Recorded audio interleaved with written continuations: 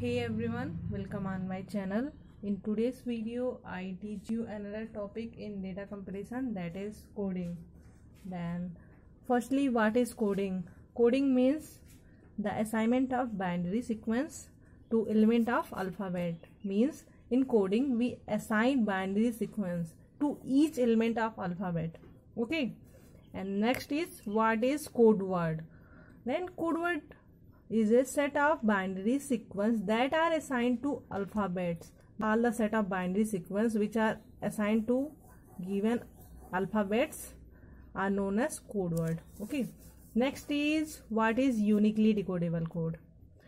Then uniquely decodable code are the sequence of code that can be decoded in only one way. Means uniquely decodable code is a sequence of code and that code is decoded in only one way. Next we study what are the steps for finding uniquely decodable code. Before looking this step, we firstly look at some topics like dangling suffix. Then first, let's assume we have two binary code word, that is A and B. Okay, and A has M bit and B code word has N bit. Okay, and M is less than N. Let's assume we have code 001 1. Okay, now code word B is 001111. Okay, means code word A is this and code word B is this. Here it is M bit, that is 1 2 3 4. M is equal to 4 and N is equal to 1 2 3 4 5 6. N is equal to 6. Okay, and here M is less than N. Yeah, here it is 4 bit and it is 6 bit. Hence it is M is less than N. And then first M bit of B are identical to A. Then A is the prefix of B and remaining last N minus M bit of B is dangling suffix. Means that is first bit of first M bit. First M bit means 4. M is equal to 4. Then first M bit of B is this. If this bit are identical to A, yeah, this M bit is identical to A, yeah, it is true, then A is prefix of B. Then this A is the prefix of B and remaining last N minus M, that is N minus N is M is equal to 4 and N is equal to 6, that is last N minus M bit, that is 2 bit, means last 2 bit of B, that is 1 1 is dangling suffix. This last 2 bit of B is 1 1 is dangling suffix. This 1 1 is known as dangling suffix. Okay, and this bit 0011 is known as prefix bit, that is A is the prefix of B. So now we look at step for finding uniquely decodable code. Then first step is construct a list of all code word. Okay, in first step we construct all list of code word. In second step we examine all pair of code word to see if any code word is prefix of another code word.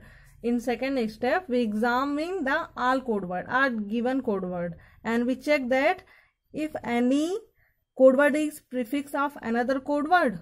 Okay, in third step, whenever you find such a pair, add that dangling suffix to list.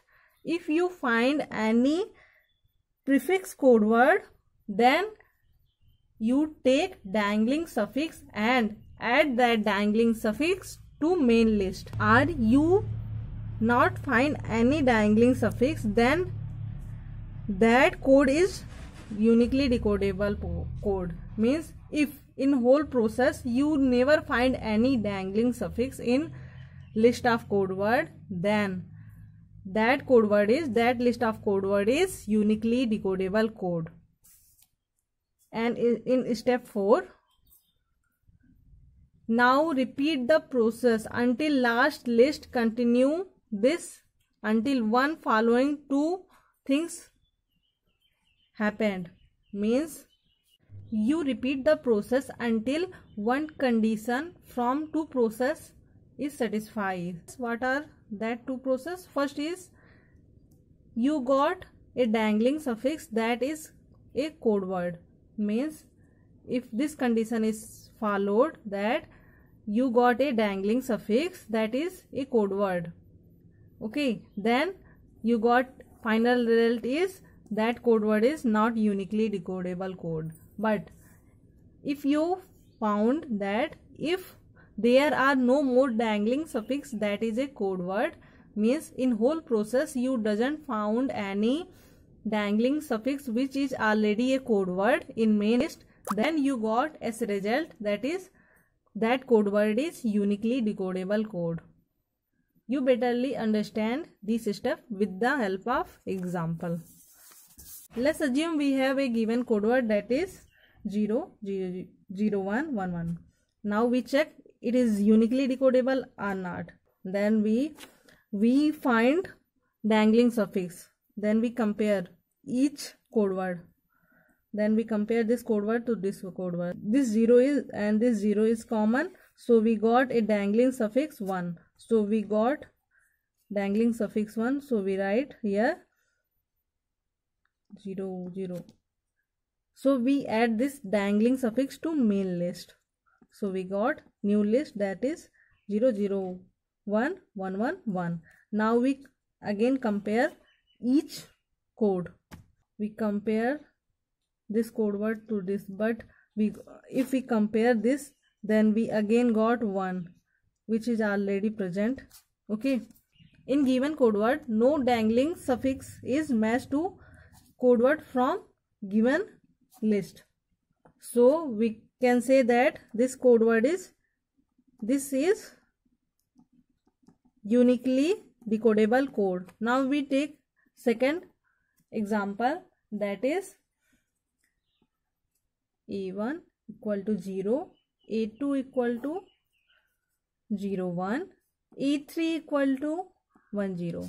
So we make list of this code 0 1 1. Now we compare each code. Now we compare this code to this. So here we got dangling suffix 1 because here 0 is prefix code. So we got dangling suffix 1. So we add that dangling suffix to main list. Then we got new list. Okay. Now we again compare each pair of code word. Now we compare this code word to this. Here this prefix code is matched to this code and we got 0 as dangling suffix. Now we got 0 as dangling suffix. Now we add in our main list, but we already know that 0 is already code word of A1. So this code is not uniquely decodable code. This is not uniquely decodable code. Now we take another example, that is A1 equal to 0, A2 equal to 1 0, A3 equal to 1 1 0, A4 equal to 1 1 1. Okay. Now we make list for this code word, that is 0 1 0 1 1 0 1 1 1. Now we compare each pair of code word. Here we got no code word is the prefix of another code word. So we can say that it is uniquely decodable code because in this code word we doesn't got any dangling suffix. So it is already uniquely decodable code. Now we take another example, that is a1 equal to 0, a2 equal to 1, a3 equal to 10.